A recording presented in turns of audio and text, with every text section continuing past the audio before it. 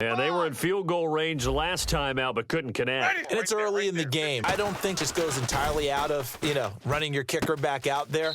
But let's face it, some coaches have a little bit less patience for that than others. Let's see if they call the game differently in terms of what they do on drives, not try and settle for field goals. As if he didn't have enough to think about on that comeback route to the football and catching it, so to make sure he toe-tapped and kept himself in bounds. And that was spectacular, but on the comeback route, maybe a little easier to deal with the sideline since you got better vision of it? I think that's a great point because you should know exactly where you're going and know how much space you have and make sure you get your feet down. But coming back to the football, good vision.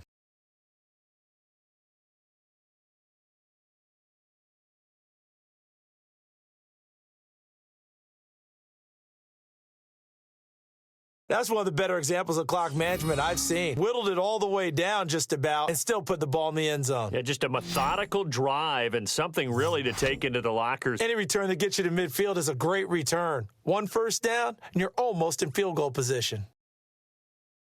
So he missed a field goal earlier, but he says not this time, and he's able to knock it through to give his guys 3. And that's all you want as a kicker, a chance to redeem yourself. You got to have a short memory if you're going to survive at this level, and he's able to get back on track. Well, when you've got a kicker out there who's already missed twice, he definitely would rather have about a 30-yarder rather than one from a neighboring county. Can we agree to just give him a pass on that one? It would have definitely been a way to turn his mood around, but instead, it's a third miss and another scoreless possession. So that's now 12 points that they've left on the field, 4 missed field goals. Now, you and I were both hoopers, so you know it's like being a shooter in basketball. Sometimes when things go wrong, it gets in your head, and it's tough to get back on track. And that one, it never had a chance. 5 missed field goals, just a disastrous performance. And he won't get another chance, I can't imagine. He may want to get the resume ready, too. Yeah, maybe time to dust off. They had a clean slate last time defensively, forcing that super long field goal that was no good. And from experience, I can tell you that you want to block any type of a field goal attempt, but I don't know if you go all out at that distance.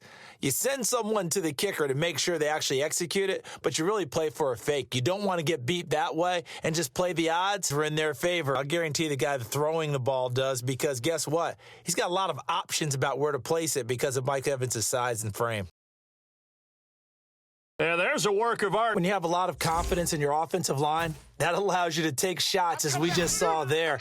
Hardly anyone is going to say, let's go ahead and dial up a big throw from the shadow of their own goal line. But they did there because they knew the guys up front would give them time. But it was a nice attempt. So with that, we can just about close the book on this one, Charles. Yeah, what's the old expression about slim and none? Exactly right. We're being put on the scoreboard. You're a defensive guy, but it was a fun little track. Going to batting practice at the Major League Baseball parks, right? Seeing the 14-11 game, that sort of deal. That's right up their alley with what we saw in this one.